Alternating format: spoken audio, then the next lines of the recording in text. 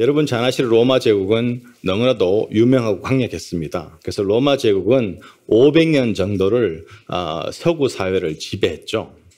근데 이 500년이란 긴 시간 동안 방대한 제국을 이루고 그리고 같은 민족도 아닌 다양한 민족들과 다양한 나라들을 정복하면서 그 다양성 또 많은 어떤 레지스턴스들도 있고 많은 어려움이 있음에도 불구하고 로마가 500년간 이 서구 사회를 지배했던 그 이유들이 여러 가지가 있는데요. 그 이유 중에 하나는 로마 제국이 가지고 있었던 그 엔지니어링이었어요. 그들이 가지고 있었던 놀라운 엔지니어링이 그들이 정복한 그 많은 나라들과 땅들과 사람들을 유지하고 어떤 질서를 유지하고 또 많은 부분들에 있어서 그들이 이 로마 제국에 복속되어서 오히려 그것을 좋아하면서 살 수 있도록까지 만들었다는 것입니다. 그 엔지니어링 중에 가장 돋보이는 거 오늘날에도 놀라운 그런 엔지니어링들이 참 많죠. 여러 가지 과학, 건축 이런 분야에서 문화 이런 분야에서 놀라운 것들이 참 많이 있습니다. 근데 대부분이 그들이 사용했던 그 엔지니어링들은 그들이 자체적으로 뭔가 어떤 무엇을 발명하거나 뭔가를 대단한 걸 발견한 게 아니라 많은 것들은 고대 그리스 사회 아니면 그 주변의 고대 어떤 문명으로부터 이미 발명되었고 발견되었던 것들을 가지고 와서 로마인들만이 가지고 있는 그 어떤 그들만이 가지고 있는 특성이라고 하는데요. 그들의 어떤 아이디어, 놀라운 아이디어를 거기에 접목시켜가지고 아주 위대한 엔지니어링을 만들어냈어요. 그 중에 하나가 수로입니다. 수로. 그 워터 채널. 그렇죠? 로마 제국의 위대함은 그 당시에 10만 명만 넘는 도시만 있으면 그 상하수도 특히 식수 물을 그 도시에 공급하는 것이 놀라운 어떤 그런 엔지니어링을 가지고 있었어요. 오늘날도 불가능한 그 당시에 로마 제국은 이미 10만 명이 넘는 나라 특히 로마라는 그 도시는요. 한 사람이 하루에 기본 100리터를 쓸 수 있는 물을 공급했어요. 그거는 그 당시에는 기적과 같고 오늘날도 그런 물을 공급할 능력이 없어요. 근데 로마는 이미 그랬다는 것입니다. 그 어떤 상하수도 시설을 통해서 그 당시에 놀라운 분수도 만들고 모든 사람이 공중 화장실을 쓰고 샤워 시설을 쓰고 집집마다 물이 들어오고 이런 어떤 일도 누렸는데 그 특별히 식수를 공급하는 그 엔지니어링은 굉장히 놀라웠다고 합니다. 근데 뉴욕시가 뉴욕시의 물은 그 식수는 그냥 마실 수 있다라고 하잖아요. 굳이 끓이지 않아도 수도원을 받아서 마셔도 괜찮고 그런데 유유질문만 해도 우리가 법적으로 그러지 말라 그러죠. 끓여서 먹어야 된다 이렇게 얘기하는데 뉴욕 물은 깨끗한 식수로 유명합니다. 그 이유가 뉴욕시가 로마 시대의 그 식수 공급하는 수로를 따라해서 했어요. 그래서 여러분이 FDR 그 할렘 리버 드라이브를 타고 유지지 들어오실 때 위로 언덕 올라가 보면 오른쪽으로 보이는 다리가 하나 있는데 이게 철도도 아닌 것 같고 저게 그냥 차들이 다니는 다리도 아닌데 저게 뭔 다리인가 싶은데 그게 수로예요. 수로. 그래서 뉴욕시에서 북쪽으로 100마일 정도 떨어진 곳에서부터 물을 끓여서 옵니다. 끓여가지고 오는데 정확하게 설명하자면 시간이 많이 가지만 그 핵심이 뭐냐 하면 뉴욕시는 태양빛의 자외선을 사용합니다. 그래서 이 자외선을 사용해서 물이 흘러오는 물을 그 물 안에 있는 모든 세균들을 멸균해요. 사실은. 그래서 태양광선만큼 그 물속에 있는 그 온갖 germ들을 소독하고 세균하는데 효과가 있는 게 없다고 해요. 예전에는 크롤린을 사용해서 지금도 많은 도시들 주위에서는 크롤린 사용해가지고 물을 이렇게 살균하기도 하죠.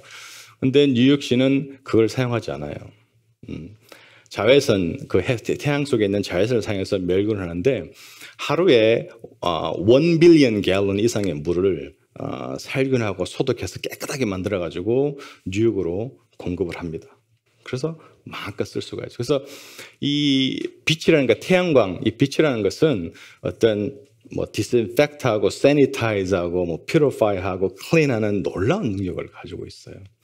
제가 이렇게 장황하게 말씀을 드린 이유가 바로 하나님의 빛, 예수 그리스도라는 그 하나님의 빛, 하나님 빛도 마치 이 물을 디스인펙트하고 세니타이즈하는 그 역할과 비슷한 역할을 한다는 사실이에요. 사람이 살면서 많은 어떤 건강하지 못한 생각들, 어떤 죄된 생각, 죄된 선택, 죄된 행동들로 말미암아서 slowly but surely, 그렇죠? 우리의 정신도, 우리의 감정도, 또 우리의 영혼도, 심지어는 어떨 때는 우리의 육신도 병들고 아프게 됩니다. 그럼 당연히 우리가 치료를 받으려고 하겠죠. 육신의 아픔은 뭐 의약품으로 어떻게 해본다 하지만 감정적이고 정신적이고 특별히 영혼에 관계된 그 아픔은 어떻게 할 거냐라는 거죠. 근데 빛 대신 예수 그리스도는 바로 우리의 감정의 영혼의 이런 정신의 어떤 그런 여러 가지 이제는 germ들이 들어와 가지고 많은 병균이 우글우글거리는 그런 상태가 됐을 때 우리의 심령을 바로 이렇게 멸균하는 역할을 한다라는 것입니다. 그래서 언제나 우리 삶 속에 물론 주님을 믿지 않는 불신자분들은 사실 이런 경험이 아직 없지만 하나님의 자녀들은 이 세상에 살아가면서 여전히 죄의 영향력이 있고 그래서 시시때때로 그 우리의 연약함 때문에 죄악 때문에 넘어져서 우리의 영혼을 온갖 filthy한 것으로 더러운 germ들로 채워갑니다. 그럴 때마다 우리가 주님 앞에 나가서 진실된 회개와 함께 용서를 구하면 하나님의 자비의 은혜가 그분의 보혈이 우리를 disinfect하고 sanitize 한다라는 말씀이죠. 요한일서 1장 6절 7절 말씀입니다. 만일 우리가 하나님과 사귐이 있다 하고 어둠에 행하면 거짓말을 하고 진리를 행하지 아니함거니와 그가 빛 가운데 계신 것 같이 우리도 빛 가운데 행하면 우리가 서로 사귐이 있고 그 아들 예수의 피가 우리를 모든 죄에서 깨끗하게 하실 것이요. 제가 말씀드린 부분을 이 성경 구절이 그냥 요약하고 있는 거죠. 지금 저희가 살아가는 세상, 뭐 어느 세상이나 어느 인간 역사에 사실은 어떤 죄악의 어두움들이 죄의 능력이 없었던 데가 없겠지만 지금 우리가 살아가는 세상을 보면 이거는 정말 너무나도 의지적으로 정말 이 땅을 더러운 추악한 죄악들로 물들이고 그 어느 때보다도 정말 이 세상이 어두워진 것 같아요. 정말 너무나도 많은 사람들이 어두움 가운데 거하고 있고 그런 삶을 그대로 살아간다라는 것입니다. 삶이 너무 깜깜해요. 너무 깜깜합니다. 어떤 삶 속에 밝은 희망도 살아가는 즐거움도 없이 그냥 살아가는 모습들이 참 많아요.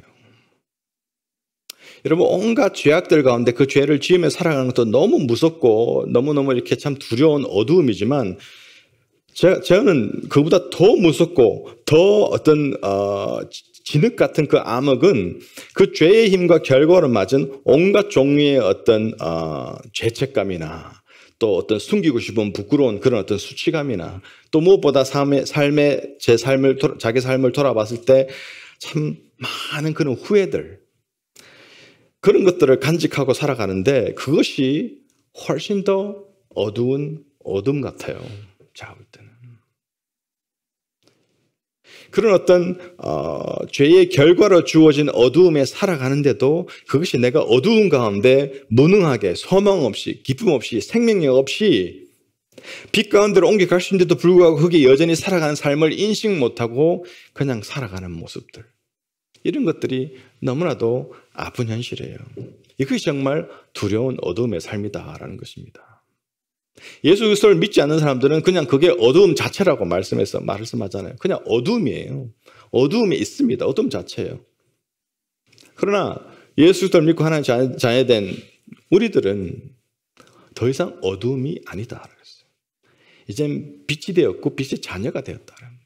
그런데도 불구하고 우리가 시시때때로 자꾸 어두움으로 돌아가는 우리가 예수 그리스도를 만나서 그분 안에 정말 자유함이 되고 정말 영원한 생명을 누렸고 빛을 보았고 빛의 능력을 경험했는데도 불구하고 자꾸 어두운 가운데 돌아가서 살아가는 모습들이 얼마나 많은지 몰라요.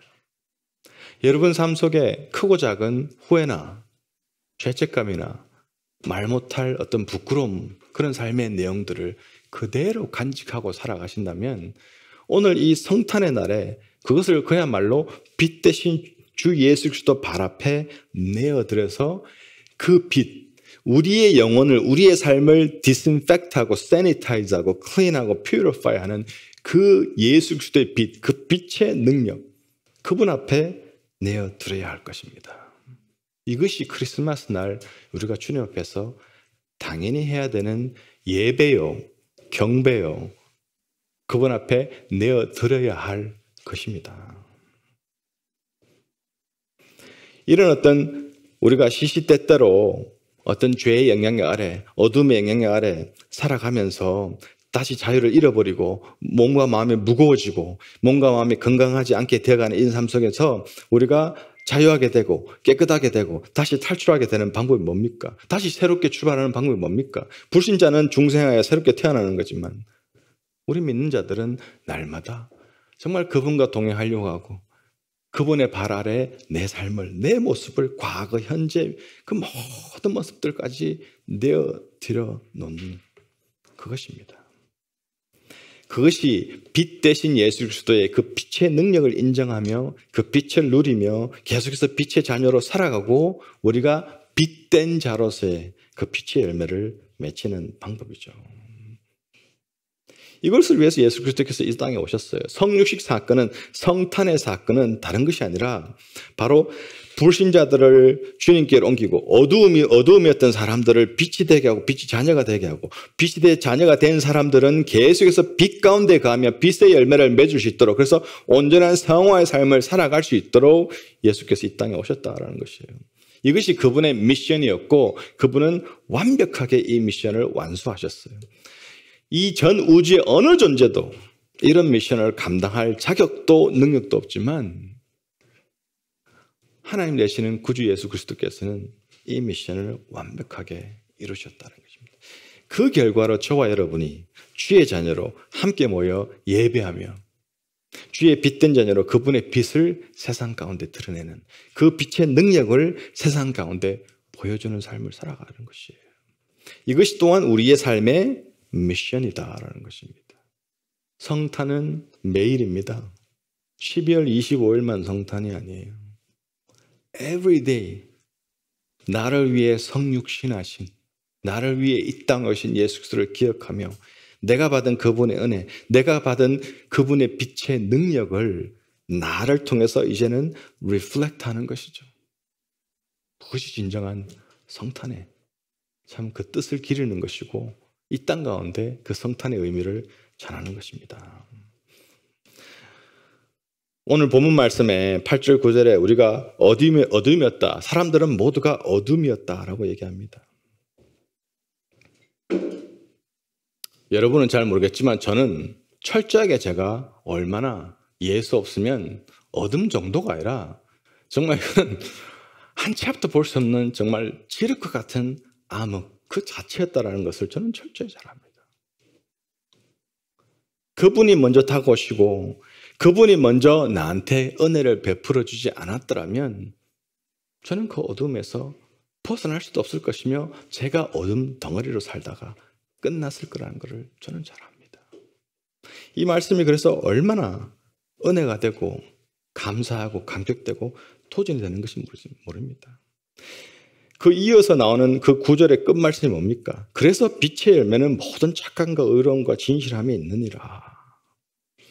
내가 예수 그리스도 어둠 덩어리였던 내가 그 예수 그리스도의 빛으로 말미암아, 여러분 아무리 시력 같은 어둠에도 성냥불 하나라도 켜면 더 이상 이제는 어둠이 아니죠. 어둠을 몰아내니까. 어둠이 무엇입니까? Nature of darkness가 뭐예요? Complete absence of light이에요. 어둠이라는 게 따로 존재하지가 않아요. 어둠은 존재하는 것이 아니라 빛이 존재하는 것입니다. 근데 이 빛이 absence가 되면, 빛이 없어버리면 그냥 어두운 상태가 되는 거지 존재가 아니라는 사실입니다. 우리는 어두운 상태였어요. 어두움이었어요. 그런 상태였어요. 빛을 필요로 하는 상태였어요. 빛의 필요도 못 느꼈지만 그럼에도 불구하고 하나님이 빛 대신 주님께서 어둠인 우리에게 다가오심으로 말미암아 어둠이 사라져 버렸다는 거예요. 그렇게 저와 여러분이 우리 안에 어둠이, 우리가 어둠 덩어리였는데 어둠이 더 이상 아니고 이제는 빛이 된 그런 하나님의 자녀들로서 우리는 당연히 예수 그리스도의 의와 그분의 모든 아름다운 그 선행과 그분의 그 진실됨이 우리를 통해서 드러나야 된다는 것입니다. 성탄은 또다시 참 성탄이 원래 예수님 생일이 12월은 아니지만 대부분의 학자들은 7월 달로 보고 있지만요. 그래도 감사하게도 연말이 됨으로 말미암아 한 해를 돌아볼 수 있어요. 내 한 해의 삶 속에 이제 성탄을 맞아 연말을 맞이하고 한 해를 이젠 정산하고 다시 새해를 맞이하는 이쯤에 있어서 내 삶이 빛의 열매들이 있었는가 올 한 해. 이걸 돌아보는 시간입니다. 여러분 삶 속에 삶을 돌아보시면서 여러분 자신을 돌아보시면서 이런 빛의 열매는 잘 모르겠고 오히려 내 삶 속에 여전히 참 말할 수 없는 어떤 죄책감이나 수치감이나 후회들이 아직 삶 속에 있다라면 오늘 이 크리스마스 날은요 이런 것들이 다 멸균되어지고 깨끗하게 되어지는 날 아닙니까? 오늘 그런 것들이 다 이제는 예수 그리스도로 말미암아 다 사라지는 날, 깨끗하게 되는 날입니다. 내 삶 속에 어두움이 조금이라도 남아있는 부분들이 다시 빛으로 온전히 바뀌어지는 그런 날이 바로 이 성탄의 날입니다. 이걸 위해서 예수님이 성육신 하시기 때문입니다. 우리가 잘 아는 요한복음 1장 5절 말씀에 보면 빛이 어둠에 비추되 어둠이 깨닫지 못하더라. 저는 오늘 본문 에베소서 말씀과 이 요한복음 1장 말씀을 같이 이렇게 좀 묵상을 해보았는데요. 원래 우리의 모습은 사람들은 이렇게 생각합니다. 빛이 비치면 빛을 볼 수 있고 누군가 나에게 바른 길을 가르쳐주면 그 길을 보아 누군가 나에게 주님의 길을 우리 교회 이름에 맞게 주님의 길을 가르쳐주면 내가 그 길을 보고 그 길을 갈 수 있는 것처럼 착각하지만 성경 말씀은 완전 다른 말씀하세요. 우리는 빛을 볼 수도 없는 자고 바른 길을 주님의 길을 가르쳐줘도 그 길을 갈 수도 없는 자들이랍니다. 왜? 이미 죽은 자들이거든요. 여러분 햇불 들고 아무리 큰 정말 어떤 밝은 빛을 들고 공동묘지에 가서 소리 질러 보십시오. 빛을 보라고. 누가 거기서 죽은 자들이 일어나서 빛을 보겠습니까? 죽은 자들은 빛을 볼 수도 없고 길을 알 수도 없어요. 우리가 그런 자들이었다라고 얘기하고 있어요. 성경 말씀.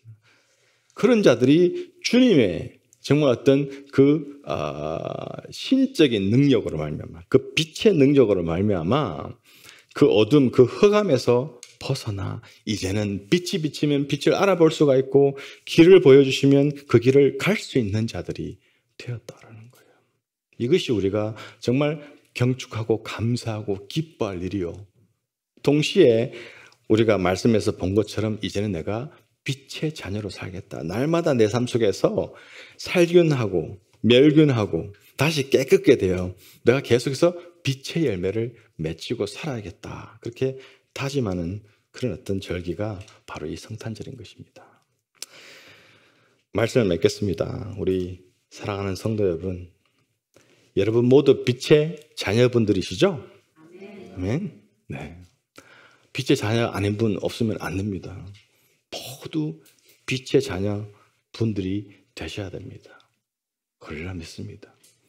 저희 이 성탄 때에 예수 그리스도의 성육신을 기뻐하고 감사하고 또 기념하면서 다시 한번 빛의 자녀답게 내 삶 속에 빛의 능력을 날마다 경험하며 그 빛의 능력을 나누며 살아가겠다 다짐하며 다시 한번 주님 앞에 헌신하여서 오늘 본문 말씀 마지막 절 10절이 주를 기쁘시게 할 것이 무엇인지 시험하여 보라라는 굉장히 중요하고도 가슴 뛰는 토전의 말씀이 있잖아요. 이게 무슨 말씀입니까? 어떻게 하면 내 삶 속에 예수 그리스도가 진짜 참 빛이다라는 것, 그 빛이라는 것을 어떻게 내 삶으로 확증할 수 있을까 고민하라는 거예요. 날마다. 이게 빛의 자녀의 삶이라는 것입니다. 이것이 내 삶을 통해 빛의 능력을 드러내는 삶이라는 거예요. 이런 삶을 살아가시면서 정말 빛된 자녀고 여러분을 통해서 예수 그리스도의 그 빛의 능력이 많이 드러나서 더욱더 많은 사람들, 어두움 덩어리인 사람들이 빛으로 변화되는 그런 귀한 삶을 사시기를 간절히 축원합니다. 아멘.